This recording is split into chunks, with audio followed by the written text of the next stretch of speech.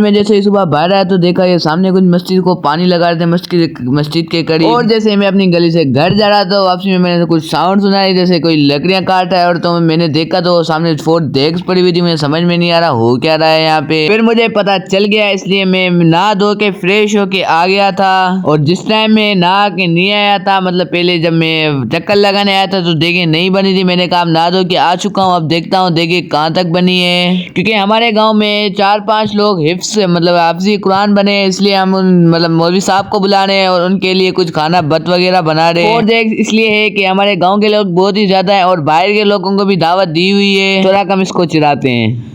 ए ताली बिल्ला मन बुक कर दो ओ वाली बेवा बुक कर दो पया बुक खायो बुक खायो हेड जो ए वडो बुक करी ला मुझे विजू बिया ने निमार टाइम पे तो विजू मिया बगे हेड जोस कम दिसो अरे से मुल्ला आई और जो मुल्ले तो मैं इनसे बातें करा तो नमाज का टाइम हो गया और मैं आ गया मस्जिद के अंदर। और देखा तो ये साईं का बेटा जो हमारे गांव का मतलब जो हाफिज़ कुरान है साईं है, जिससे हम मतलब पढ़ते हैं, मौलवी साहब है, उसका बेटा बहुत ही ज्यादा खूबसूरत लग रहा था और व्हाइट कपड़े भी पहन के आया हुआ था। अब फाइनली वो आ चुका था, छोटा मुल्ला था और अब बड़ा मुल्ला आ चुका है, इसलिए सब खड़े हो गए उसके लिए। सब खड़े हो गए तो मुझे भी खड़ा होना था। मैं मतलब वो अब बैठ चुका था, मैंने भी वापस बैठ गया अपना पतला लगा के एक दीवार की साइड पे। क्योंकि वो जो मौलवी साहब था उसने बोला मेरी वीडियो ना बनाओ और जिसके पास मोबाइल है वो सब जेब में डाल लो। मुझे तो व्लॉग बनाना था इसलिए मैंने उनकी नहीं सुनी। मेरे पास एक ऐप था जो मतलब मोबाइल बंद होते भी वीडियो चलती रहती है। अब मैं उसका आपको बयान सुनाता हूँ। मुझे समझ में तो वैसे भी कुछ नहीं आ रहा था।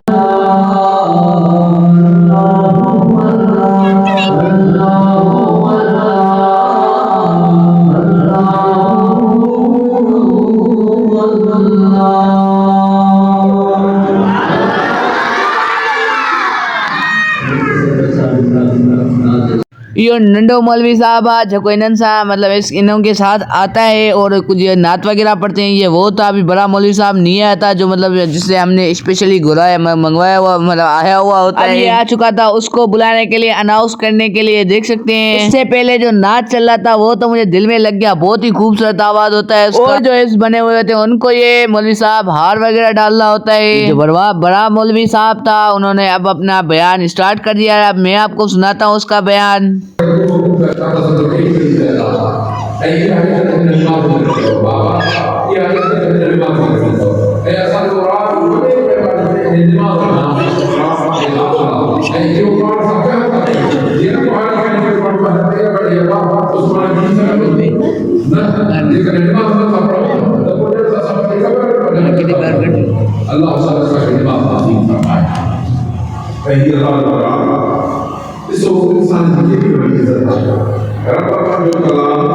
बड़े मौलवी साहब का बयान तो अच्छा था, लेकिन वो बेटा सिर्फ 5 मिनट और बाहर आया तो वो मतलब गया हुआ होता है, चला गया था। क्योंकि मैंने उसको बाहर छोड़ने के लिए बाहर आ चुका होता हूँ और बाहर देखता हूँ तो ये कुछ लोग भत्त के इंतजार में बैठे हुए थे, राइस के इंतजार में। मुझे भी इंतजार होता है लेकिन मुझे मतलब खा के आया होता हूँ घर से। और ये जो अंकल मतलब हाफिज साहब था, इसका आवाज इतना खूबसूरत है, मुझे तो दिल पे लग गया। ये नात बहुत ही ज्यादा खूबसूरत पड़ता है, आप भी सुन ले इसका नात एक मर्तबा। लेकिन उससे पहले देख ले मेरे साइड में अपना चाचा बच्चल बैठा हुआ होता है जो भत्त के इंतजार में मतलब ये सुनने में आया होता है, इसको भी दावत होती है।